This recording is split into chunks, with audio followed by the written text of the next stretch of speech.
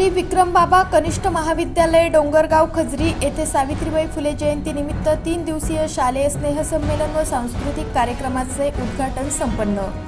नमस्कार, मी Jayashree Sonawane, blue storm TV news मध्ये आपलं सर्वांचं स्वागत आहे आणि ही बातमी आहे गोंदिया जिल्हा प्रतिनिधी दिगंबर नंदेश्वर यांच्याकडून। गोंदिया जिल्ह्यातील सडक अर्जुनी तालुक्यातील डोंगरगाव खजरी येथील श्री विक्रमबाबा विद्यालय कला कनिष्ठ महाविद्यालय व कान्व्हेंट येथे सावित्रीबाई फुले जयंतीनिमित्त 3, 4 व 5 जानेवारी 2026 3 दिवसीय शालेय स्नेहसंमेलनाचे आयोजन करण्यात आले।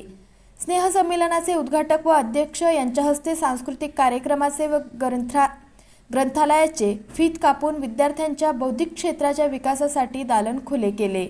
स्नेहसंमेलनाचे विशेष आकर्षण म्हणजे महात्मा फुले, सावित्रीबाई फुले, वीर बिरसा मुंडा, स्वराज्याचे जनक छत्रपती शिवाजी महाराज, भारतीय राज्यघटनेचे शिल्पकार डॉक्टर बाबासाहेब आंबेडकर यांच्या मिरवणुकीच्या माध्यमातून काढलेल्या झाकीने गावकऱ्यांचे मन व लक्ष वेधून घेतले।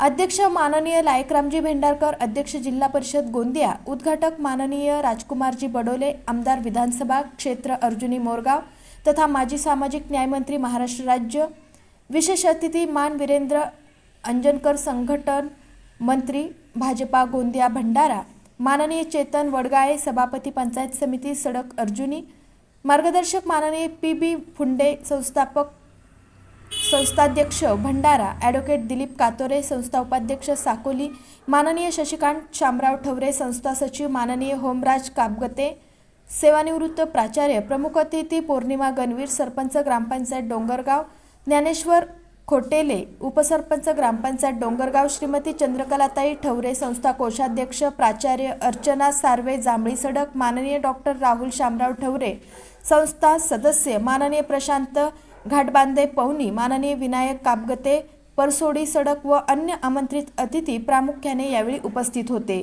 श्री विक्रमबाबा महाविद्यालयाची 22 विद्यार्थ्यांपासून 1999 ला सुरुवात झाली आणि आज 200 विद्यार्थ्यांवर विद्यार्जन करीत असून या 25 वर्षात अनेक विद्यार्थी वेगवेगळ्या क्षेत्रात कार्यरत आहेत।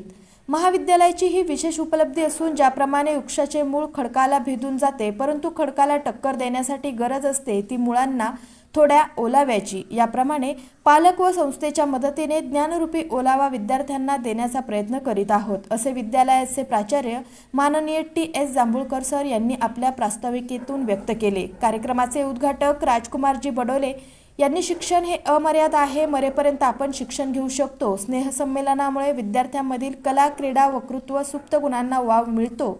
शिक्षण क्षेत्राने आपला आर्थिक, सामाजिक, बौद्धिक विकास होईल। तर कार्यक्रमाचे अध्यक्ष माननीय लायकरामजी भेंडारकर यांनी चालू घडामोडी व व्यक्तिगत जीवनात घडणाऱ्या घटना, वैयक्तिक जीवनात घडलेले उदाहरण देऊन विद्यार्थ्यांनी शैक्षणिक ज्ञानापुरतेच मर्यादित न राहता विद्यार्थ्यांचा आत्मविश्वास, नेतृत्व गुण, संघभावना व व्यक्तिमत्व विकास घडवून आणण्यात स्नेहसंमेलन कार्यक्रमाची आवश्यकता आहे, अशा प्रकारे मार्गदर्शन करून विद्यार्थ्यांच्या जीवनात प्रकाश टाकला।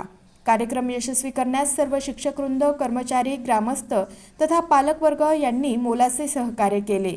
संचालन H.N. चुटे तर आभार S.W. मेश्राम मॅडम यांनी केले। अशाच काही नवीन बातम्यांच्या अपडेटसाठी आपण पाहत रहा ब्लू स्टॉर्म टीव्ही न्यूज।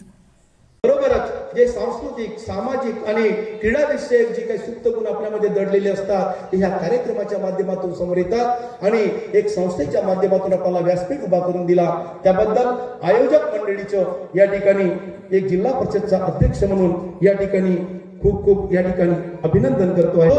आणि स्नेह संमेलन तळतो अशा पद्धतीच्या बोंगाव देवीला कार्यक्रम झाला। त्याच्यामध्ये जे काही नामवंत शाळा आहेत तिच्या हुशार आहे आणि प्रश्न मंजुषाचा कार्यक्रम मी बघत होतो बसून, कारण की भाऊला माहिती आहे नंदेश्वर भाऊला की 5 प्रश्न जर समजला नसेल, एखादा विषय जर समजला नसेल तर आपल्या संबंधित विषयाच्या शिक्षकांसोबत बोला, समजला नसेल तर समजून घ्या, एकदा नसेल तर पुन्हा विचारा, परंतु अशा पद्धतीचे नातं निर्माण करा की आपण येणाऱ्या काळात आपण कितीतरी वर्षाची होऊ परंतु त्यांची आणि आपली ओळख विसरणार नाही, अशा पद्धतीचं नातं आपण निर्माण केलं पाहिजे, असे या कार्यक्रमाच्या माध्यमातून आपल्याकडून या ठिकाणी अपेक्षा व्यक्त करतो। या ठिकाणी शिक्षणाच्या माध्यमातून बराच प्रगती या ठिकाणी झालेली आहे आणि